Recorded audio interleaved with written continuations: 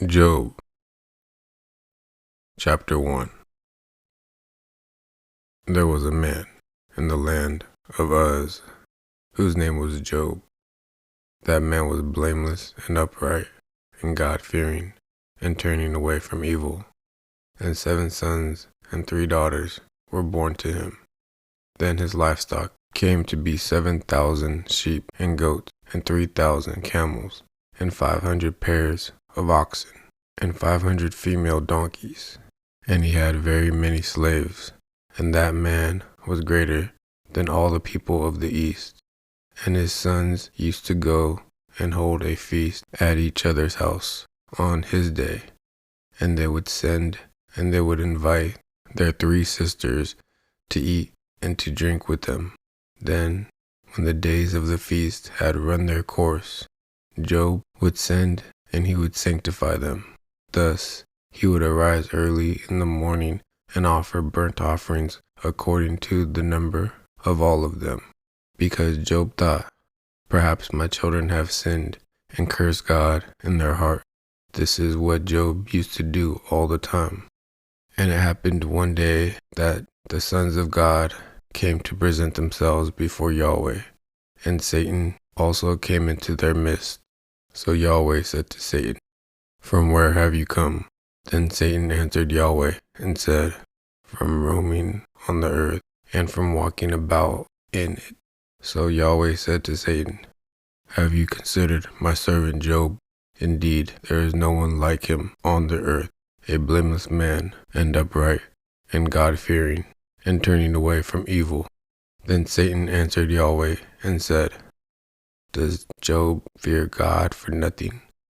Have you not put a fence around him and his household, and around all that belongs to him? On every side you have blessed the work of his hands, and his livestock has increased in the land. But on the other hand, stretch out your hand and touch all that belongs to him, and see whether he will curse you to your face." So Yahweh said to Satan, "Look, all that belongs to him is in your power. Only do not stretch out your hand against him." So Satan went out from Yahweh's presence. And then there was one day when his sons and daughters were eating and drinking wine in their firstborn brother's house. And a messenger came to Job and said, "The oxen were plowing, and the female donkeys were feeding beside them. Then the Shebans attacked, and they took them, and they slew the servants by the edge of the sword. But I escaped, even I alone, to tell you." While this one was still speaking, another came and said, "The fire of God fell from the heaven, and it blazed up against the sheep and goats, and against the servants, and it consumed them. But I escaped, even I alone, to tell you." While this one was still speaking, another came and said, "The Chaldeans formed 3 divisions, and they made a raid on the camels, and they carried them away. And they struck your servants by the edge of the sword. But I escaped, even I alone, to tell you." At that time this one was speaking, another came and said, "Your sons and your daughters were eating and drinking wine in their firstborn brother's house. And behold, a great wind came from across the desert, and it struck the 4 corners of the house, so that it fell upon the young people, and they died. But I escaped, even I alone, to tell you." Then Job arose, and tore his outer garment, and shaved his head. Then he fell upon the ground, and he worshipped. Then he said, "Naked I came out from my mother's womb, and naked I will return there.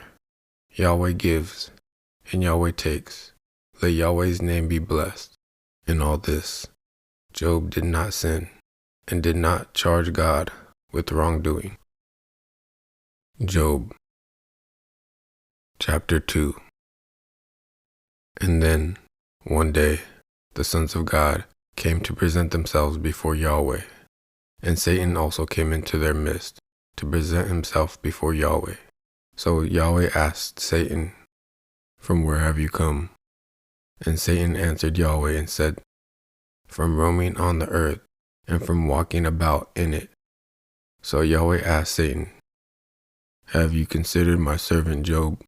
Indeed, there is no one like him on the earth, a blameless man, and upright, and God-fearing, and turning away from evil. And still he persists in his blamelessness, even though you incited me against him to destroy him for nothing." Then Satan answered him and said, "Skin for skin. All that that man has he will give for his life. But stretch out your hand and touch his bones and his flesh, and see whether he will curse you to your face." So Yahweh said to Satan, "All right, he is in your power, only spare his life." So Satan went out from Yahweh's presence, and he inflicted Job with loathsome skin sores, from the sole of his foot up to the crown of his head. So he took for himself a potsherd with which to scrape himself, and he sat in the midst of the ashes. Then his wife said to him, "Are you still persisting in your blamelessness? Curse God and die." So he said to her, "You speak like one of the foolish women speaks. Indeed, should we receive the good from God, but not receive the evil?" In all this, Job did not sin with his lips. Thus, Job's 3 friends heard of this calamity that had come upon him. So each set out from his own place. Eliphaz the Temanite, and Bildad the Shuhite, and Zophar the Naamathite. And they met together to come to console him and to comfort him. Thus they lifted up their eyes from afar, but they did not recognize him. So they raised their voice, and they wept, and each man tore his outer garment, and threw dust on their heads toward the sky. Then they sat with him on the ground for 7 days and 7 nights, but no one spoke a word to him, because they saw that his suffering was very great. Job, chapter 3. Afterward, Job opened his mouth and cursed his day. Thus Job spoke up and said, "Let the day perish on which I was born, and the night that said, a man-child is conceived. Let that day become darkness. May God not seek it from above, nor may daylight shine on it. Let darkness and deep shadow claim it. Let clouds settle on it. Let them terrify it with the blackness of day. Let darkness seize that night. Let it not rejoice among the days of the year. Let it not enter among the number of the months.